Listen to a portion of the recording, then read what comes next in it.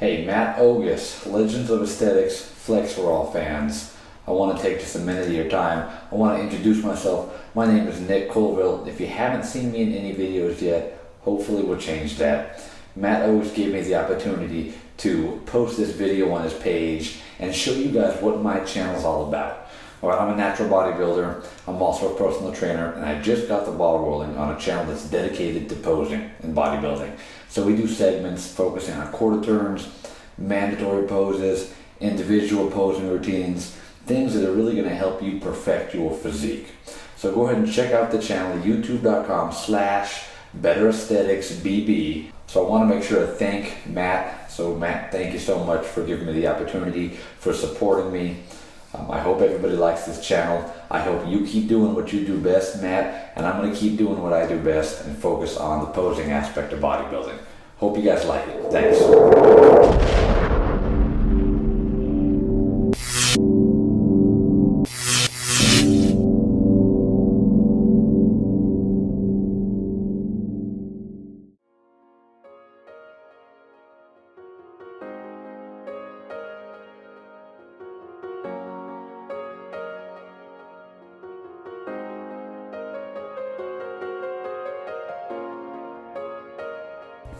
Alright guys, here's our first installment of Routine Maintenance. This is going to be a segment where we focus on breaking down and analyzing the individual posing routine of the athletes at the night show of a bodybuilding competition. For our first installment of this segment, I'm going to go ahead and analyze my own posing routine from the NPC San Francisco show from 2010. Further down the road, we'll be using other people's posing routines as well. So we'll be accepting any footage that people would like to submit for us to analyze, as well as the footage that we get personally from the competitions that we attend.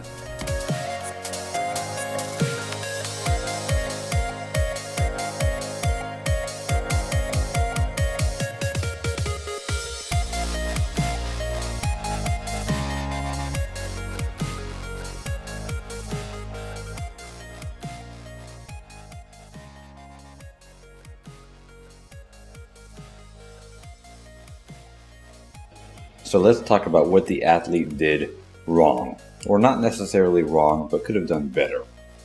One thing that stands out is the constant rocking motion and the inability to hold a pose for a certain duration of time longer than 1 to 2 seconds. As you see, the athlete hits a pose and begins to jerk. That's a sign of being uncomfortable. Ideally, the athlete would want to master his posing and be comfortable on stage. That way, once he hit the pose, he'd be comfortable holding it, knowing how good he looks, and he wouldn't be nearly as shaky or as uncomfortable looking.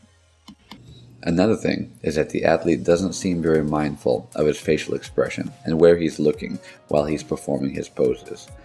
This can lead to some serious problems, because if you don't have a plan as far as where you want to look during your posing routine, you'll end up looking blankly into the audience, or sometimes just focusing on the facial expression that you make while you're trying to contract the muscle, instead of what facial expression might best complement that pose.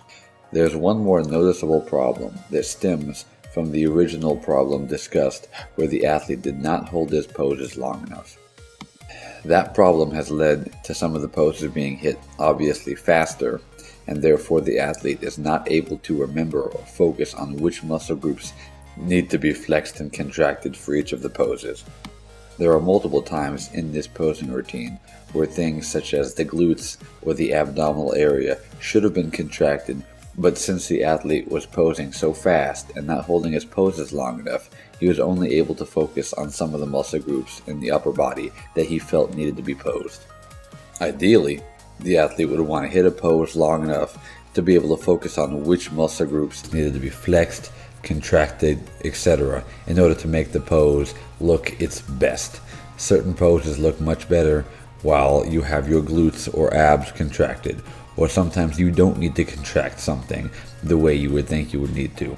Therefore, practice, practice, practice. That's going to be the key to making sure that you know how to hit your poses when you hit them on stage.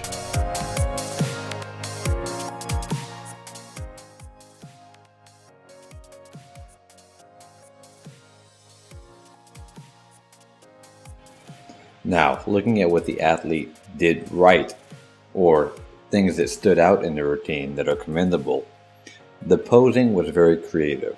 So the choice of poses was very unique. Notice how he's not just doing mandatory poses and quarter turns. This is the individual posing around, and this is where your creativity really stands out. This is your opportunity to hit poses that make you look your best. Sometimes you feel like the mandatory poses or quarter turns might not display your physique the best, and in this case, the athlete put a lot of thought into which poses were performed in order to best suit his physique. Another feature of this posing routine that stood out was the transitions. The transitions seemed to be well thought out and tailored to each of the poses to make the routine flow much more easily. The transitions weren't very choppy, weren't very sloppy, and seemed to fit very well to the poses that the athlete chose. One last thing that I would like to point out would be time management. Take a look at how the athlete seems to have fit every single pose into the time allotted for the duration of the routine. Some routines are 60 seconds, some routines are 90 seconds, and depending on what organization, you may have longer or shorter to pose.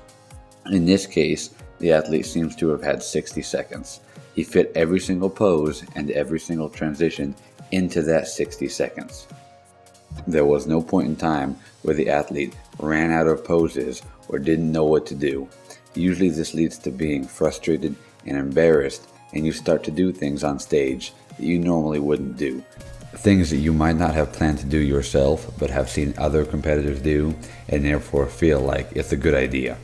So it's best to make sure you time all of your poses and your transitions to fit inside the time allotted for the posing routine itself, and do not go over that time limit or do not go under that time limit as well. Our next